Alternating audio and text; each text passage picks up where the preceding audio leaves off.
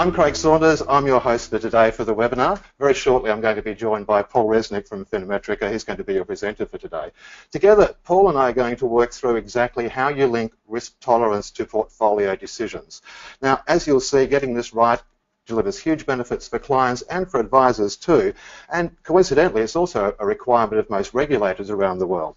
They say that risk tolerance should be taken into account, but none of them explain how that should be done. So today's Paul's going to do that for us. He'll explain how the asset allocation mappings allow you to identify and manage mismatches of risk. That's where there's a conflict between the client's risk tolerance and the amount of risk they might need to take on in order to achieve their goals. So let's quickly knock over a couple of procedural issues that we have here today. First, we are live, so if you have any questions or any comments, please fire them into us because you can influence the discussion. I see those come up here on the screen. Second, we have some files for you to access today. They're in the webinar, GoToWebinar tab section called handouts, and you'll find 4 different files there. You can see a shot on your screens now of what that handout section looks like. These files are from FinaMetrica, and they contain all the content and all the demonstrations that we'll be going through today.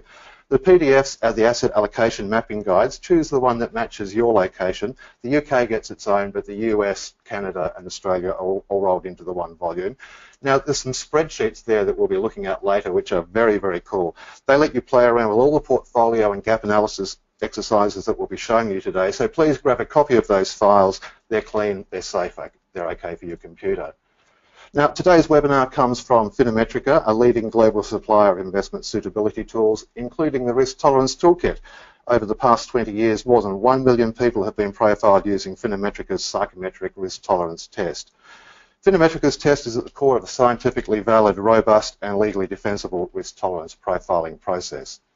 You can find out more about FinaMetrica and the toolkit at the website riskprofiling.com. Also at that website you can start a 30-day free trial of the FinaMetrica system.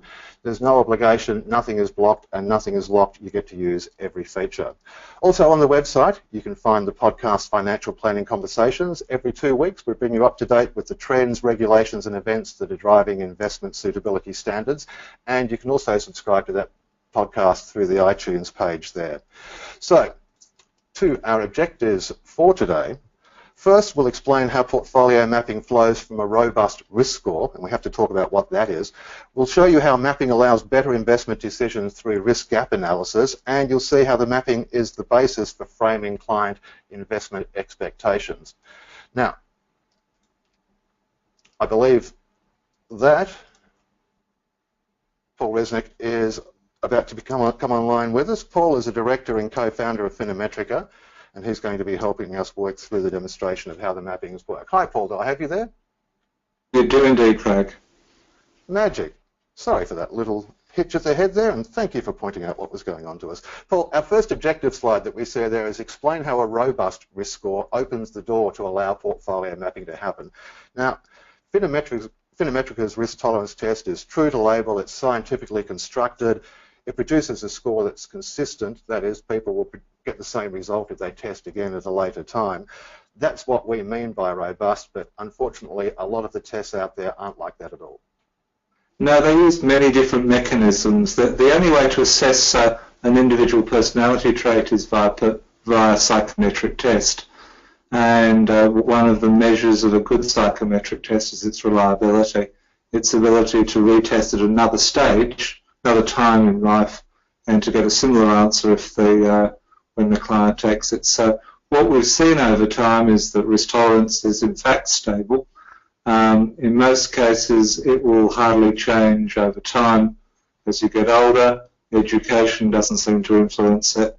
And the only thing that should have any impact is a major trauma that has a financial consequence, and even when that happens and risk tolerance changes, we have no way of predicting whether it goes up or down. So advice generally is to retest every couple of years, and after a major trauma it gives you a chance to realign with the client and reconfirm the basis for the recommendation. And you can't map off a dodgy test. If your test is dodgy, you're not going to know where your starting point is, so you can't tell where you're going. Well, if the test isn't psychometric, you have the challenge that you don't quite know what it's testing. So we see prospect theory as an example that's being used as a substitute for psychometrics. It may or may not be risk tolerance. It is, in fact, the answer to a series of questions that relate to how people understand upside and downside options. So it may, one, not give you a correct answer, and two, it may actually vary over time. So to put mapping in context, it's one of three components of a risk tolerance profiling system. The first is the test, as you say. Then you map that result to a portfolio, and then you frame and manage the client's investment expectations of that portfolio. Now, we spoke about that in our last webinar, which is now up on the riskprofiling.com website or on YouTube. So if people would like to see how you deal with the risk and return guide to help frame expectations, that's all there for them. Now, Paul, today we need to talk about this chart here, the traffic light chart as we call it, the red, yellow, green. Let me just set the scene here. On our vertical axis, we have a range of portfolios. There's 11 of them, ranging in growth assets from 0% all the way up to 100%, and the increments are in 10% steps. On our horizontal axis, we have risk tolerance scores from 0 out to 100. Now, the important thing to know about risk tolerance scores, and we're going to come back to this chart in just one moment, I want to show you a bell curve of what risk tolerance scores look like, because they tend to cluster around the middle. Most people fall in risk groups 3, 4, 5 that you can see here on your screen. Very few people are way out into these extremes. So when we go back to this one, there's not many people out here, there's not many people out here, there's a lot of people around here. So just to have a look at what's going on here, red is what red would normally be. Exercise caution, perhaps don't go there. Yellow, some caution required, but maybe okay. Green, probably looking pretty safe. So let's take an example here. If we look at 50 and run up into this, 20% growth assets is in the red, it's not enough. Then we start to go into the yellow, then we get into the green, and then we come out the other side, we go into the red. So, Paul, this is recognising that there's a continuum for suitable investments. There's not necessarily portfolio 2 that equals risk score B or something like that. Yes, but what we've got is a range, and even when we look at the historical consequences of being out 5% or 10%, it tends not to have been terribly material. So what we try to do is to be more or less correct rather than being very wrong. And so we've as we've worked our way through, particularly as we would have shown last week when we looked at the historical portfolio returns, it's important to be pretty close to risk tolerance, but there's a good range in there to allow flexibility and for the portfolio to shift over time. This is also where the gap analysis begins, though, isn't it? Because we can see that somebody might have an ideal growth assets ratio of 40%, but in order to achieve their financial goals, they're going to need to take on 60 or 70. So there's the gap, and it becomes very stark on a chart like this. Well, what we know is that when people are invested within and close to their risk tolerance, they're more likely to be very comfortable in good markets and bad. When they're out of kilter, they may well be able to live with the extra volatility, but it's something that they need to be very clear about. And what we've always argued is that you need the client's informed consent. That means that they've been prepared to take on the additional risk. Now, as we know, it's very easy to answer a set of questions in the equanimity of an office. From a screen, it's quite a different feeling when you see your life savings diminished by 15 or 20% in a correction. We can't predict how people will respond, but we are warned that if they are actually outside their risk tolerance, they might well find that when markets are in correction, that they suffer a high level of indigestion, and the worst one, of course, is when they can't stand it any longer, they sell out, and then they struggle with remorse and when to get back in, because when the markets come back, they often come back very quickly. Now, Paul, I'm just going to switch us over now into the FinaMetrica online system. So I think that you should be able to now see a risk report for Bob Down who had a risk score of 48, which puts him smack bang in risk group 4 in the middle. This is the portal that advisors use when they come in to deal with their clients. There's a heap of options under here which we're not going to do all of them today. What we're interested in is the portfolio gap analysis. And so now we can see that we have some information here about Bob, and it's that red, green, orange traffic light that we had from the other one laid out here where we can start to play with. You can see this now, Paul? I can indeed.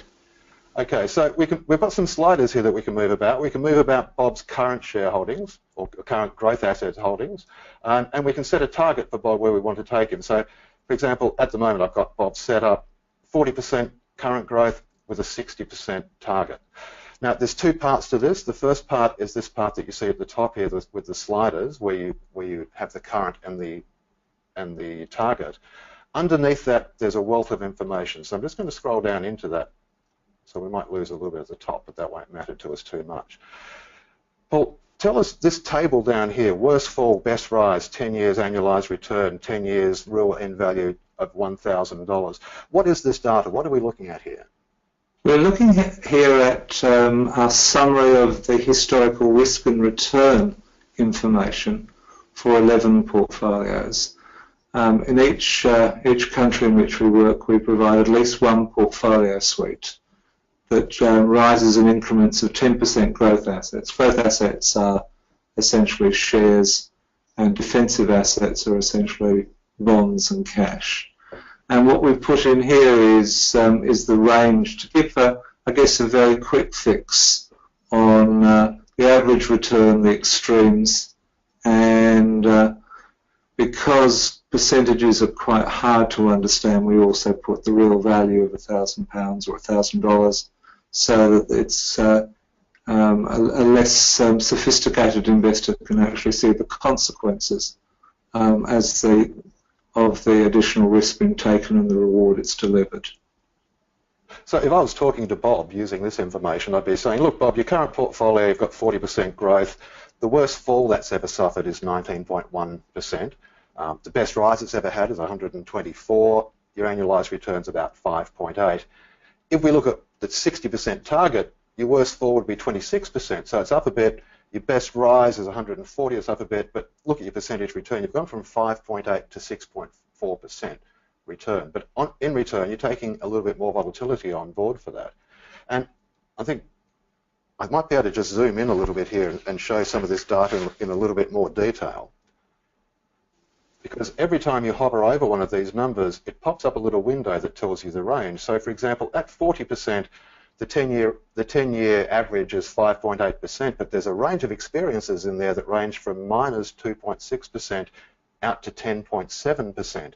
So these are stories of volatility within a portfolio, Paul, that I don't think a lot of people would regularly be told.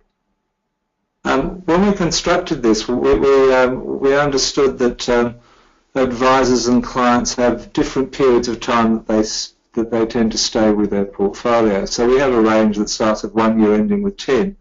And it's often a shock to people that the numbers are so low. It's, if you will, it's very similar in most countries in which we work. Most advisors will have seen data that's around one particular asset class and not necessarily appreciated how they work their way through a balanced portfolio. And what sits in here, which is a revelation to many people, is just how low the returns are. And remember that there are no fees or taxes built into this.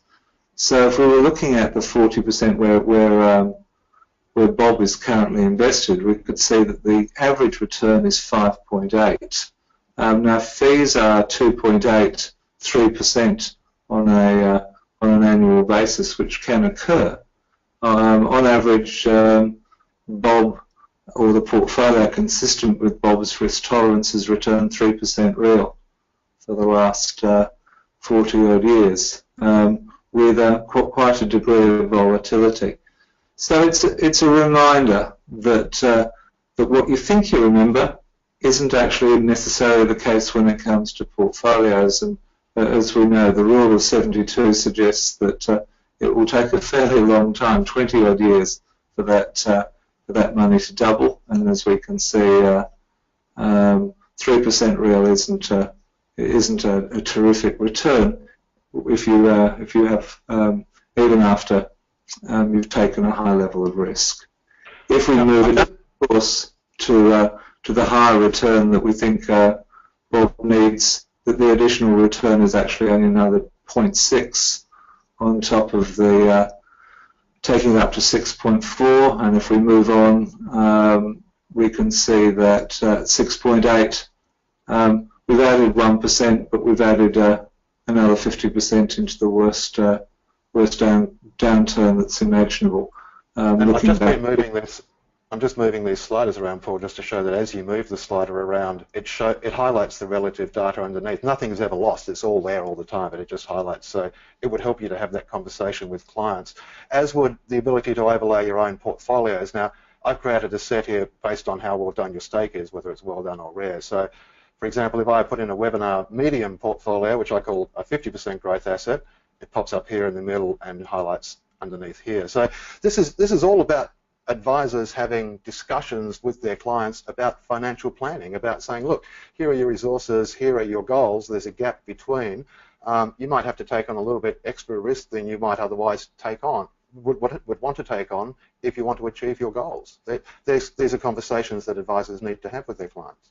Yes, this is the collaborative process of the three factors, isn't it? It's here is the bar represents the client's risk tolerance, and what we're able to show is, in this case, client's existing portfolio, our default portfolio that matches it, and the target portfolio, all brought to a common language. And if this is attached to a forecasting tool or a goals-based tool, you can actually amend the goal, perhaps work another couple of years, and take a lower risk to achieve that goal. So it starts off the collaborative process that enables the client to actually own the decision about how much risk they take on compared to their risk tolerance. I'm going to take us to another client now, Carrie Oakey, and I'm very proud of the names of the clients that I've come up with today, Paul. Carrie is a risk taker, a Group 7 risk taker, way out at the extreme. You could go your whole career and never meet a Carrie, but I wanted to show people what Carrie looks like. Here she is, way out on the fringe here on the right in Group 7. And if we go to Carrie's portfolio gap analysis, the colours look very different to Bob, who was a middle-of-the-road guy. There's a sea of red on the left here that says Carrie's not going to be happy with anything other than basically what would be a frightening amount of risk for most people. And the challenge here, of course, is that Carrie is a risk taker but doesn't need to take on that risk.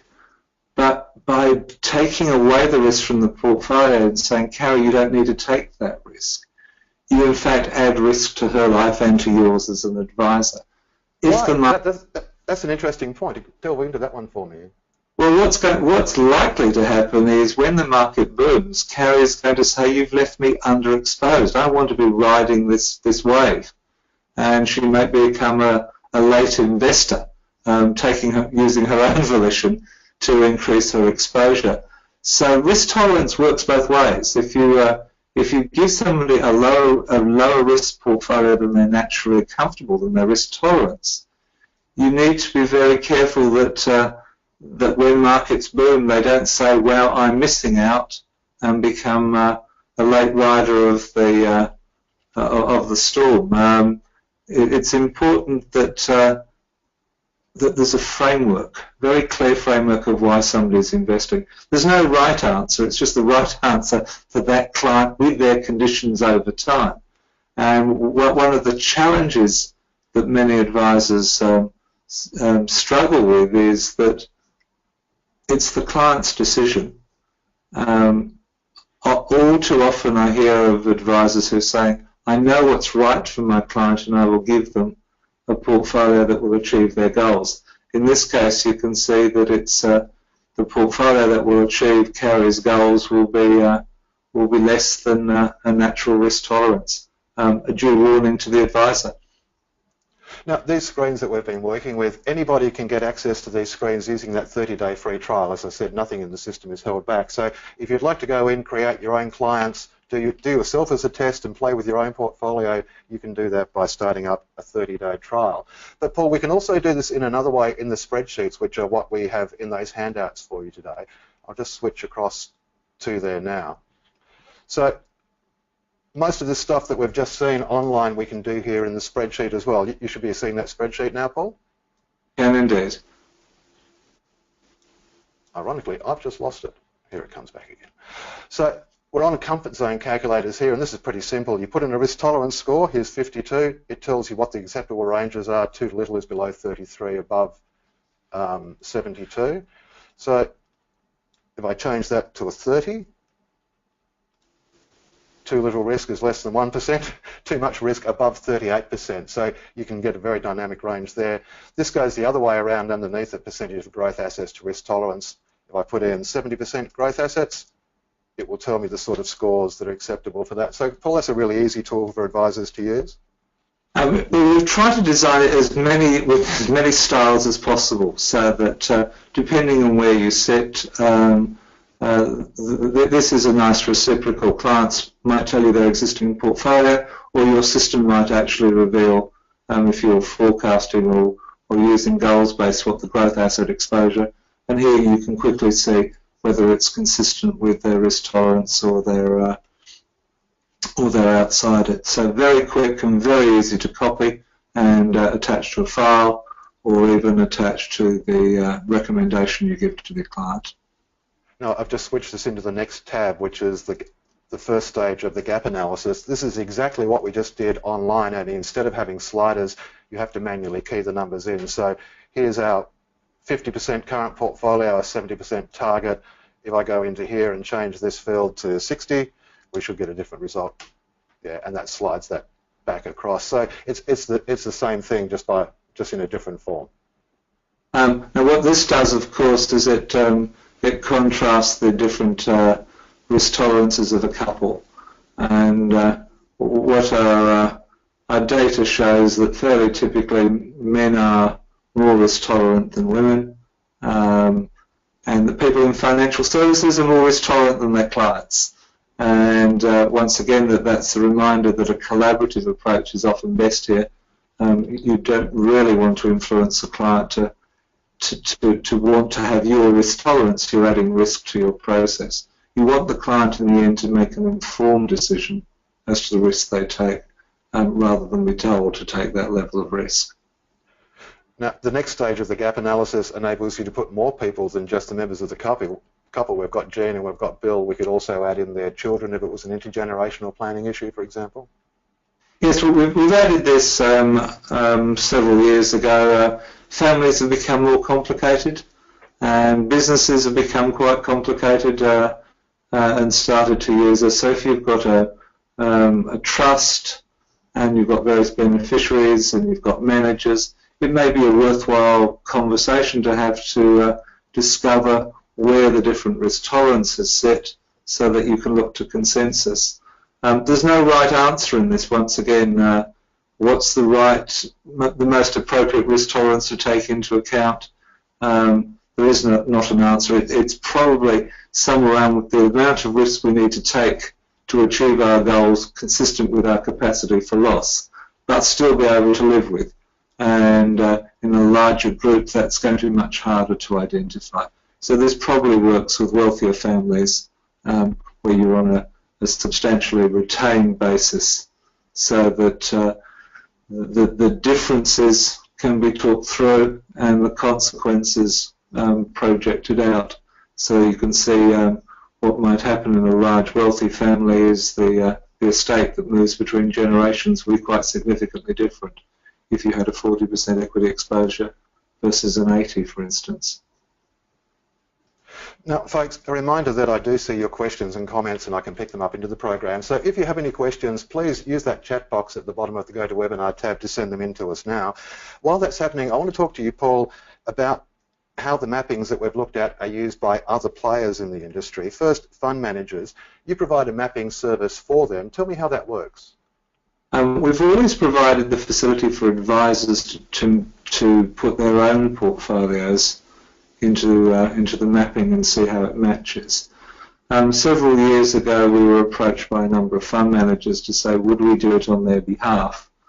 And their argument was that it would reduce the frictions that prevailed for advisors making sense of pre-populated portfolios.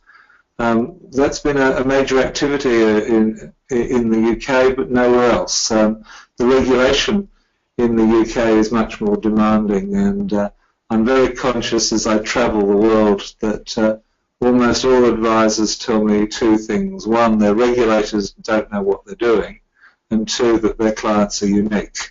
My response is that's exactly what I hear everywhere. Regulators are struggling. In the UK, they've made a concerted effort to make sure that advisors are responsible for all of the tools they use. So they can't just select and say, well, I went to school with Bob, or it just happens to be the free risk profiler that comes with my platform or one of my fund managers. You actually have to do a due diligence on the process.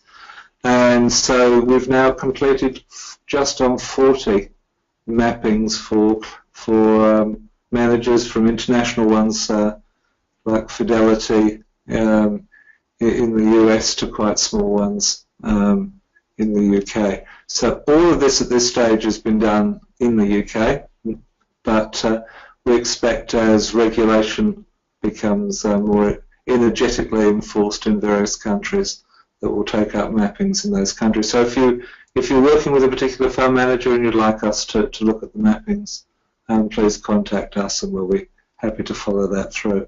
It's not something that you can't do yourself, but as those managers said, with us doing it, at least there's a consistency across different managers about how we assess growth and defensive assets. Just one question, Paul, that's come through. If an advisory firm is mapping their own portfolios, like I showed you with my steak, medium, well done, and rare, does that in any way compromise the defensibility of the risk tolerance process? That's a question for one of the participants. No, we've got a very standardised process. So if you remember, if you're a user of FinaMetrica, we actually ask a question about portfolio makeup. So that there's an evidence-based trail which goes from risk score to the growth assets that somebody's comfortable with, and you're actually equating that with the growth assets in your in-house portfolio. So there's no reduction of integrity. And another person asks, is mapping a widely accepted principle? They say that the FCA somewhat ridicules it. I haven't picked that up from the FCA. I can't imagine why they would have said it, but essentially you have to be able to find the evidence for your recommendation, and this is a pretty good one. And as I started and said at the beginning, you agree a risk score with a client, you then map that to a portfolio. We then have capacity to look and see how that would behave. And the final question is, will that portfolio meet the client's needs? The whole essence of financial planning is matching assets to liabilities. I can't think of any other way you could do it and say that you've brought any rigour and science to the process. And a couple of other questions are coming through that we may be able to deal with today, but I just want to flag for another time. People are asking, are you absolutely sure, Paul, that risk tolerance stays constant over time, which is something we've talked about before and will again. And we're going to have to talk about the importance of psychometric tests, because some people are raising some queries about that, but we really don't have time to touch on that today. That's a whole webinar in and of itself. But interesting that we've had that feedback in from the folks, so thanks very much for that. So, Paul, we're a couple of minutes over because we're a couple of minutes late starting, so we best say farewell for the day. Thanks very much for being with us. Good day to you, Craig. And, folks, I've got just a couple of administrative issues to deal with before we go. The first is that those files that I mentioned, the spreadsheet files, someone was just asking where you get them from. You can either get them out of the GoToWebinar tab that's in front of you there, or sorry, that just ran away from me. I'll go to riskprofiling.com and look under the resources and FAQ section over here on the right, and you'll be able to download those spreadsheets directly out of there. Also, don't forget our free trial. This is where you sign up for it here on the front page, complimentary 30-day trial, and you get to use everything that's within the system. Also remember our podcast, Financial Planning Conversations. That's on the website, and it's also available by subscription through iTunes. That'll deliver it to you every 2 weeks so that you don't have to go looking for it, and you can listen to it at your convenience. And meanwhile, we will be back with you with more webinars on the first and third Wednesday of every month. Keep your eye out for the email invitations. They'll tell you what our subjects are and what the timings are. So we do hope to have your company again soon, but it's bye for now.